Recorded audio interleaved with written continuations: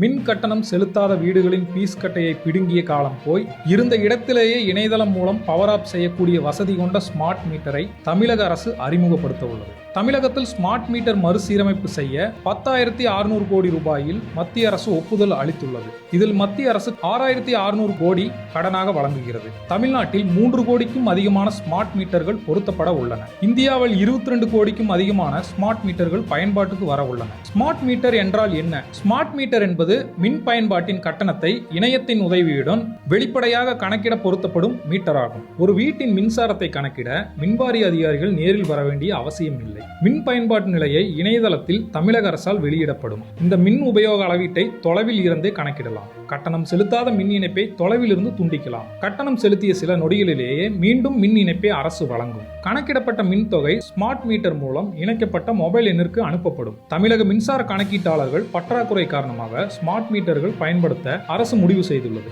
இப்படி பல்வேறு பயன்கள் ஸ்மார்ட் மீட்டரில் இருந்தாலும் இதன் மேல் பல்வேறு விமர்சனங்களும் வந்து கொண்டுதான் இருக்கின்றன. ஒரு சிங்கிள் பேஸ் ஸ்மார்ட் மீட்டரின் விலை 6,000. இப்போது மீட்டர் விலை 650. தற்போதுள்ள மீட்டர்களை பராமரிக்க முடியாத அரசு ஸ்மார்ட் மீட்டரை எப்படி கவனிக்கும் என பல விமர்சனங்கள் எழுந்துள்ளன. அதானி எனர்ஜி சொல்யூஷன் லிமிடெட் தான் குறைந்த விலையை குறிப்பிட்டிருப்பதால் இந்த நிறுவனத்திற்கு ஒப்பந்தம் வழங்கப்படும் என எதிர்பார்க்கப்படுகிறது.